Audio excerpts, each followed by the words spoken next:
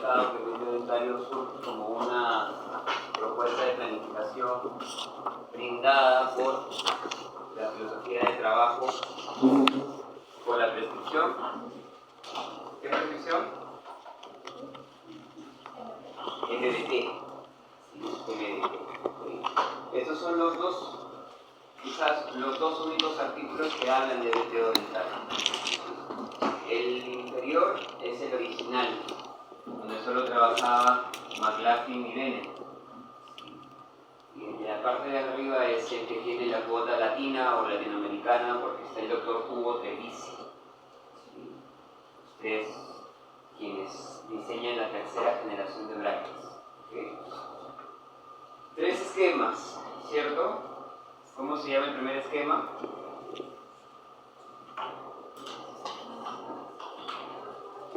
Como todo esquema inicial es el esquema de diagnóstico.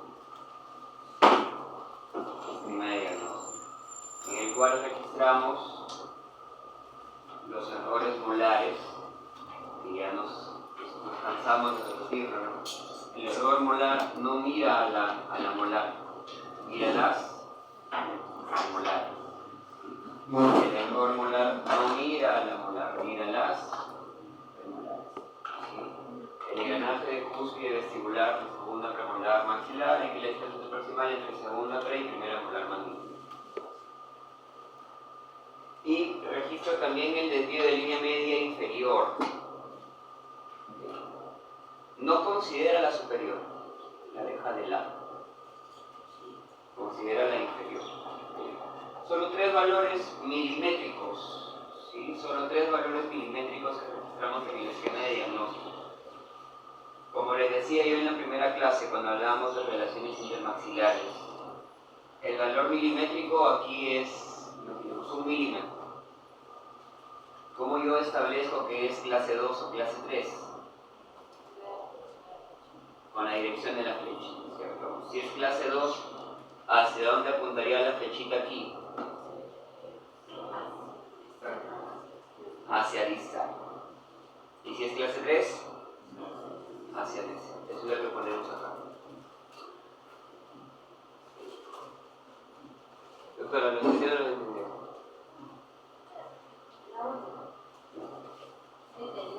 ¿En qué sentido iría la flechita en este esquema? Si aquí usted ve una relación intermaxilar de clase 2 a nivel de las premolares, la flecha tiene que ir distal. Si lo ve de clase 3, la flecha va exponencial. ¿Por qué? Yo digo que sería de clase 2. Si este espacio está detrás de la cúspide o distal a la cúspide, es clase 2. Y si este espacio está mesial a la cúspide, es clase 3. Por eso la flecha era en ese sentido. Antes, ¿qué hacíamos? Si era clase 2, poníamos la flecha aquí arriba y hacia mesial. Y cuando hacíamos la suma de vectores, todo salía mal. Por eso ya lo que nosotros les explicamos ya es básicamente el resumido y el corregido del corregido del corregido del corregido. Ya que es un método establecido, ¿sí? Para que no estén entrando en disyuntivos. Entonces, esto diría error molar de 1 milímetro. ¿De qué clase? Clase 2. Clase 2. Error molar de 1.5 milímetros. ¿De qué clase? ¿Sí? Y era esquema 1. El esquema 2, ¿cómo se conoce? Esquema 2, esquema de problemas. Aquí están todos los problemas que encontramos, y eso ayer en mi cabeza yo me mataba repitiendo que mencioné que los problemas que encontramos en la arcada inferior, solo en el arco inferior. No tiene nada que ver el arco superior aquí. Los métodos de planificación más utilizados, y algunos dirían los clásicos, miran siempre el modelo inferior, no toman al superior. ¿Okay? Porque el modelo inferior es el que honestamente tiene los límites biológicos de todos los movimientos, principalmente el transversal, ¿okay? Sin llegar a lo quirúrgico, como evidentemente. Entonces, yo que observo en el modelo inferior Primero, y lo clásico, el apiñamiento. A3-3, ¿qué es? Apiñamiento de canino a canino, derecho-izquierdo. ¿Sí? A4-5, premolar. ¿Sí? Si aquí veo apiñamiento, lo cuantifico y lo distribuyo. Estos 4 valores, apiñamiento de canino y premolares, al sumarlos, deberían de darme mi discrepancia en la arcada inferior. Debería ser lo mismo. ¿Okay? En otras palabras, lo que yo encuentro de discrepancia tengo que distribuirlo en estos 4 sectores. Tengo una consulta. El apiñamiento que se va a medir es dependiendo del tamaño de los dientes, o sea, mesio distal, o es el espacio disponible que tenemos en el bolsillo. Todo el conjunto es apiñamiento. Pero ¿cuál es lo que se haría en ese caso? ¿Solamente pongo una reglita y mido? No, o sea, es que al final lo que yo estoy haciendo aquí es, se supone que yo he colocado mi alambre de latón, ¿no? Y lo he puesto aquí así para encontrar mi espacio disponible. Y he medido diente por diente para ver mi espacio requerido. Al final me salió menos 8. Esos 8 milímetros de discrepancia tengo que distribuirlos aquí. Entonces tengo que ponerme a observar, ¿no? A ver, de línea media a distal de camino, ¿cuánto habrá aquí? De línea media a distal de camino, ¿cuánto habrá acá? De repente aquí me sale, aquí veo yo mayor discrepancia que aquí. Entonces de esos 8 aquí hay un mayor porcentaje y aquí hay un menor porcentaje. 5 y 3. Pudo haber sido 6, 2, pero aquí no hay tan poquito. Entonces es una cuestión más que... Pero al final lo que yo considero aquí como total debería ser el mismo valor negativo. ¿Sí? Eso nada. ¿Sí? Apiñamiento como uno de los problemas. Como otro de los problemas, la curva de Speck. Está la correlación. Menor a 3 milímetros, 0. Igual a 3, menos 0.5, mayor a 3, menos 1. ¿Por qué es ese valor? ¿Qué significa eso? Cuando usted observa la curva de Speck viene siendo así. Aquí termina y aquí comienza. Objetivos del tratamiento ortodóntico en relación a la curva de Speck, ¿cuál es? Aplanarla, ¿cierto? Y cada vez que usted pretende aplanar la curva de Speck, esos puntos terminan alejándose más. Toda curva, cuando usted la estira, se alarga, digamos, ¿no? Aparece un plano mucho más largo. Esto se traduce en movimiento del incisivo hacia vestibular. Pero la planificación involucra que tú tienes que aplanar esta curva sin que estos 2 puntos se alteren. Por eso todo lo que aparecería aquí como movimiento del incisivo se transforma en apiñamiento. Por eso es negativo el valor. ¿Okay? No tiene nada que ver esto con que si yo mueva mi incisivo o no, sino es una relación lógica. Si yo aplano la curva, o bien muevo mi incisivo inferior hacia vestibular para aplanarlo, o verticalizaría la molar para aplanar la curva igual, o no muevo ninguno de esos 2 puntos y aumentaré el apiñamiento en el sector medio. ¿Sí? En planificación ortodóntica eso se traduce en este valor negativo de aquí. Si es mayor a 3, ¿hasta qué punto yo voy a decir, doctor, ¿y cuándo serán menos 2 milímetros? ¿Cuándo serían menos 2 milímetros? ¿O siempre me quedo en menos 1 nada más?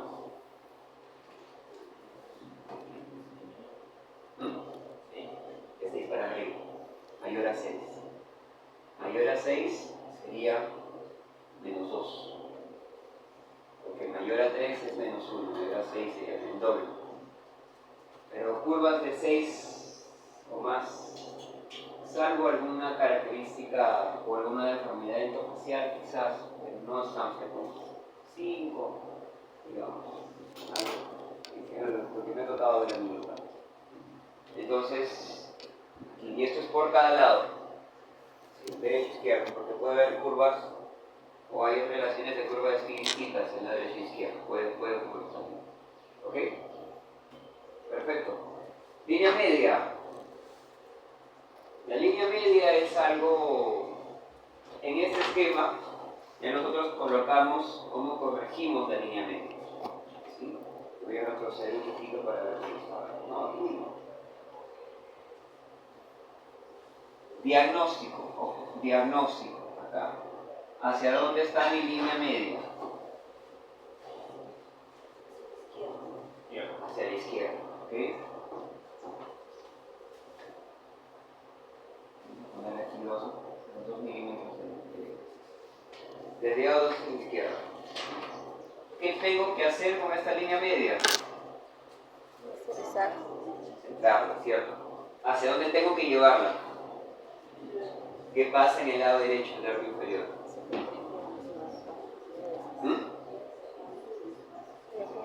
Si esto yo lo llevo hacia la derecha, aquí en este bloque yo voy a apiñar más mis dientes, en otras palabras, ¿cierto? Todo lo que es apiñamiento es positivo o negativo. Negativo. Por eso a ese lado se pone negativo. Y si yo desplazo eso hacia la derecha, ¿qué ocurre en la izquierda? Descomprimo apiñamiento o genero espacio.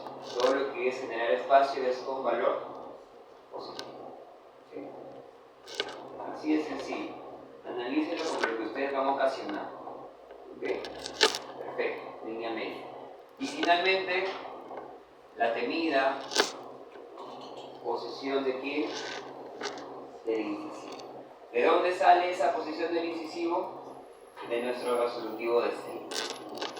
Si ustedes, el resolutivo de Steiner puede ser toda esa secuencia numérica de las 5 llaves, o también podría ser algo clínico.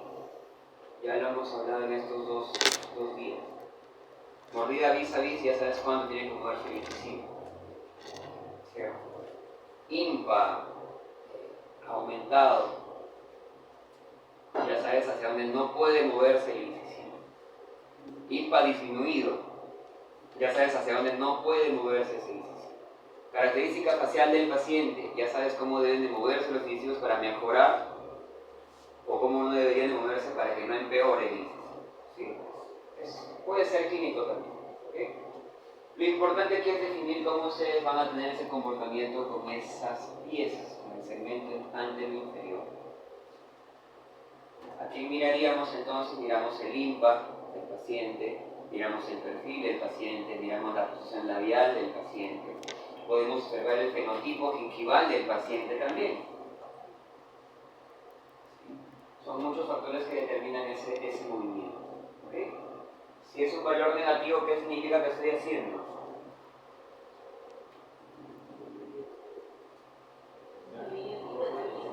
Si es negativo, estoy lingualizando. Si es positivo, estoy vestibularizando. Si es 0, no lo estoy modificando. Y si es 0, biomecánicamente hablando, ¿qué haría con ese diente? En cuanto a terapéutica, a ese diente ni siquiera le pego volátil.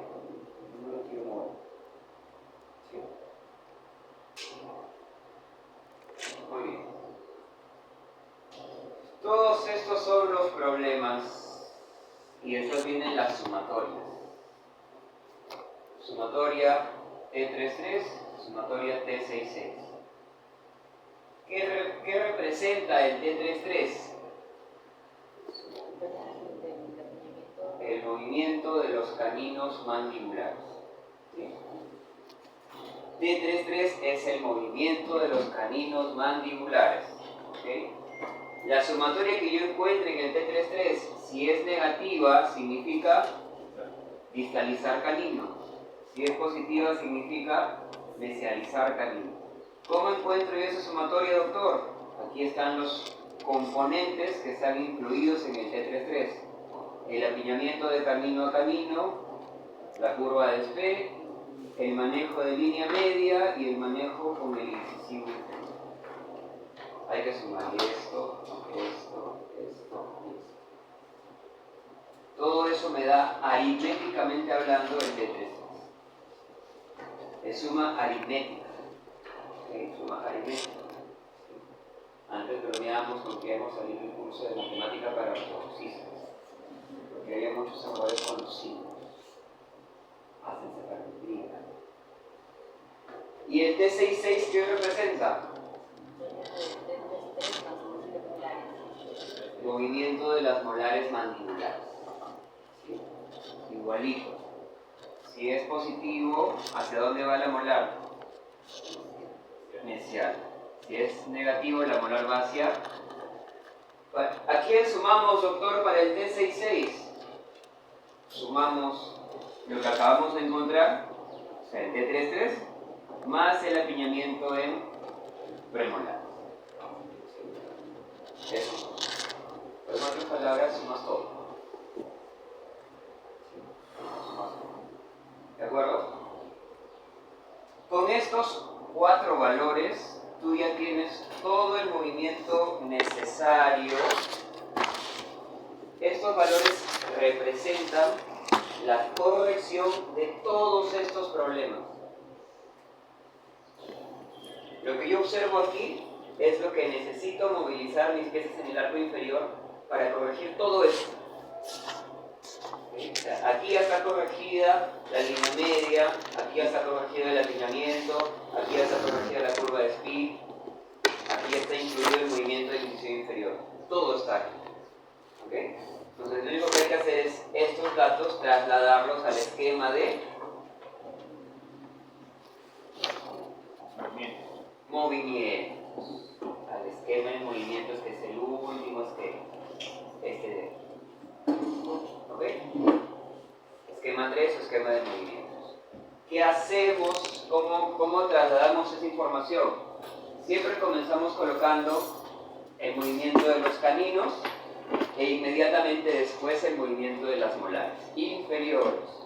¿Okay? Ese es el orden. No nos saltemos ese orden. Primero es el canino. Si aquí dice menos 6, el canino inferior derecho se distaliza 6 milímetros. Si aquí dice menos 4, el canino inferior izquierdo se distaliza 4 milímetros. ¿Hasta ahí estamos claros? Perfecto. ¿Qué me dice en relación a la molar? Entonces aquí tendré que poner distalización 6. Obligado. ¿El otro lado?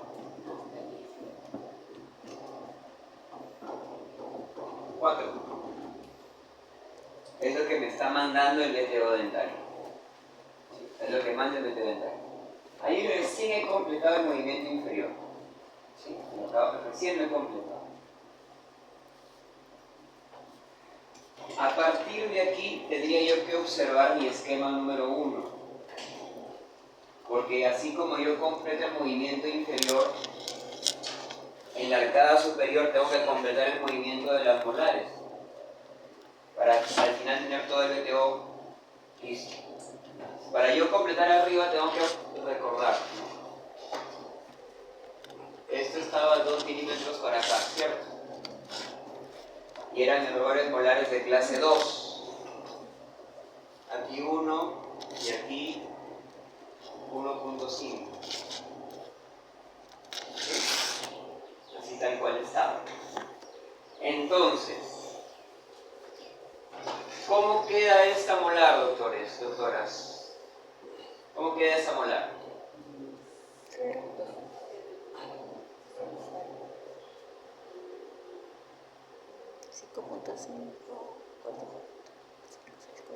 Acuérdense del juego de los vectores. Vectores en el mismo sentido se suman. Vectores en los sentidos opuestos se restan. ¿Cómo queda la molar superior? Yo tengo mi tratamiento, lo que yo estoy planificando hacer aquí, con la molar inferior dice distaliza 6. Inicialmente en mi diagnóstico, esa molar o la relación a nivel de molares tenía una relación de 1.5 distal. 7.5. Eso quiere decir que para yo lograr un error molar de 0 milímetros, voy a llegar a una relación triana de 1, el superior tiene que retroceder 7.5. 7.5. Entonces, esta piecita de aquí queda en 7.5 distal. Perfecto. Completé mi molar superior del lado derecho. Ahora me falta completar mi molar superior del lado izquierdo. ¿Cómo queda la molar superior del lado izquierdo, doctores? ¿En qué valor? ¿En qué sentido? 5. ¿Hacia dónde? Hacia distal. 5 distal. Acabamos de completar el VTO dental. Interpretación.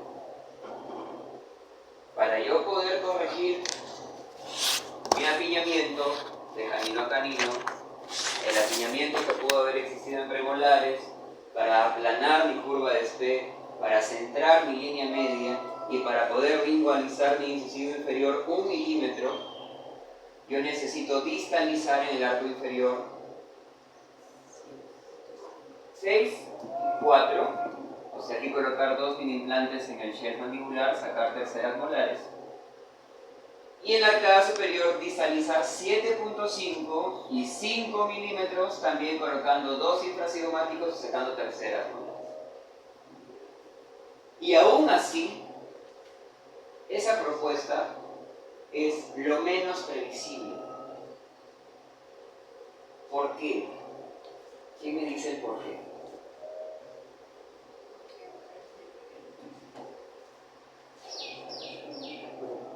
No pueden estar nacionalizados. Hay una palabrita. Es la magnitud del movimiento. Las magnitudes que yo observo.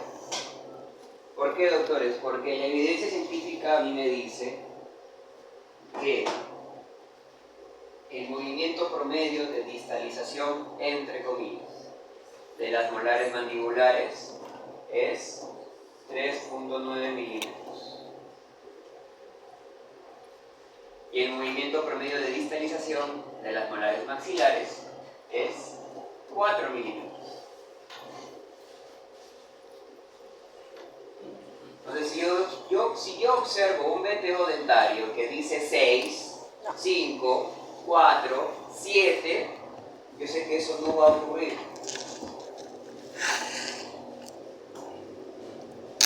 No va a ocurrir. ¿Sí? No va a pasar. Van a tener a su paciente 1 año y medio, 2 años distalizando y no va a haber cambio. Pero digo por experiencia. ¿Cuál sería, si ustedes observan este VTO dentario,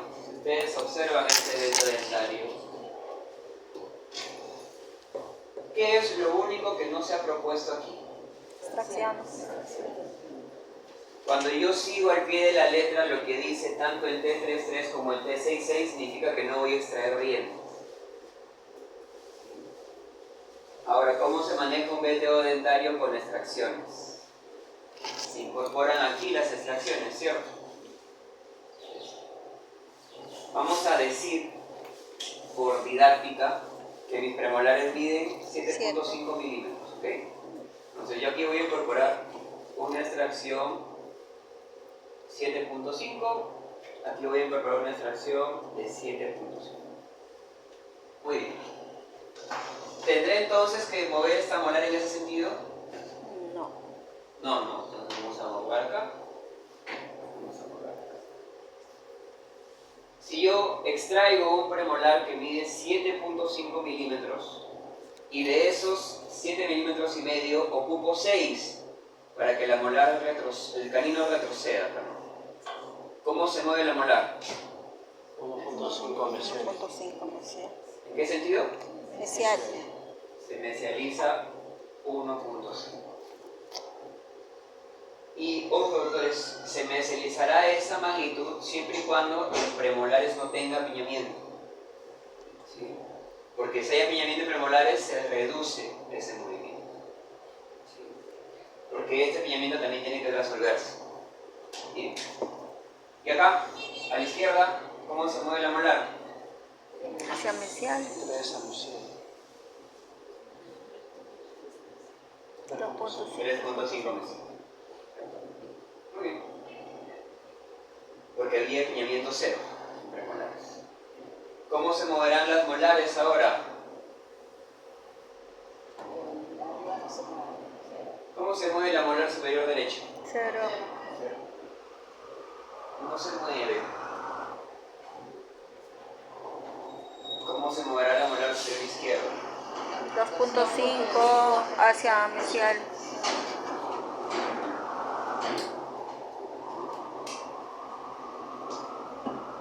Los movimientos que estoy observando en este nuevo veteo dentario son viables. Sí. Sí. En primer lugar, eso ya es bastante. Algo que puedo alcanzar. Pero para alcanzarlo necesito manejar ¿qué aspecto?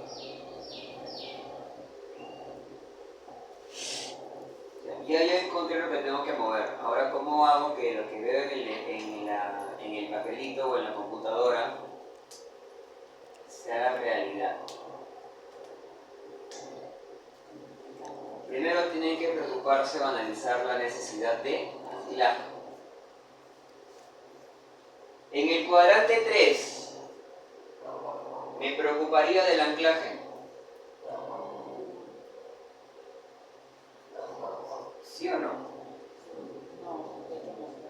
No es preocupante para mí. ¿Por qué? Porque lo que el canino retrocede prácticamente la molar se mueve en sentidos opuestos. Eso es un movimiento recíproco. En los conceptos de anclaje según cierre espacios, ¿qué tipo de anclaje sería ese? El recíproco. Tipo B. Tipo B. B, 50-50. Si vamos a anclaje A máximo, anclaje B moderado, C mínimo anclaje. Aquí yo pongo una cadena de poder aquí, de aquí a acá, y es acción-reacción, ¿cierto? No había problema acá. Pero en el cuadrante 4,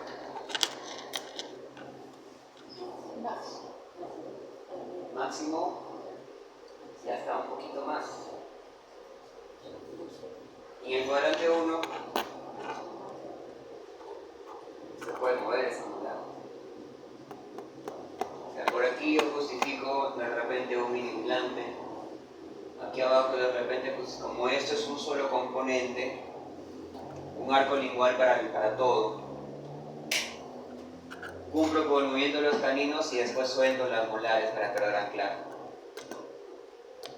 Y aquí esto 2.5 para un espacio 7.5 es anclaje máximo, entonces por este lado aquí, por esto, un ATP con botón de Nance, y en este cuadrante en específico refuerzo el anclaje con un mini implante intraventricular. Entonces yo ya sé qué es lo que tengo que utilizar en mi paciente. ATP con botón de Nance, arco lingual y solo un mini implante en el cuadrante 1.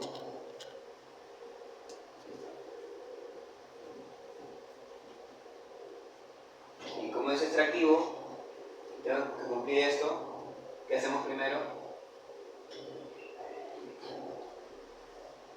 Fracciones de Barson. Descomprimes adelante. Alineas, nivelas y después cierras. Yo sé qué voy a hacer antes de colocar brackets en pacientes. ¿Para qué me sirve esto, señora? O su hijo, o usted, o señora, usted necesita esto, porque tiene todos sus problemas y cada una de esas cositas le cuesta tanto.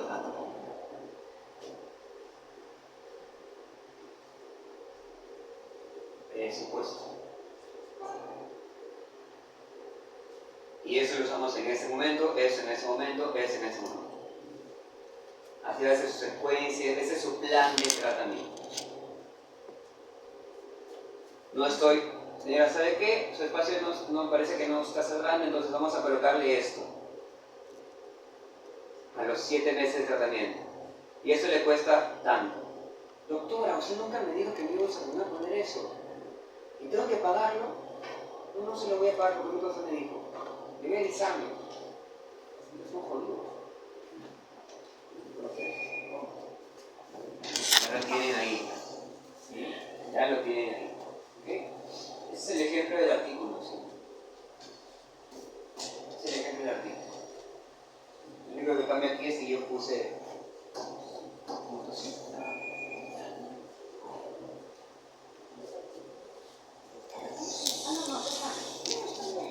Pero igual de repente busco el artículo mismo y se lo.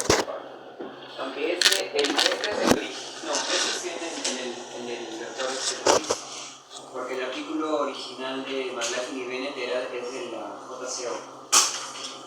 Yo lo llegué a descargar, pero no sé dónde lo llegué a bajar. Sí. Estoy revisando el esto. Y acá en la profundidad de la curva de spin no nos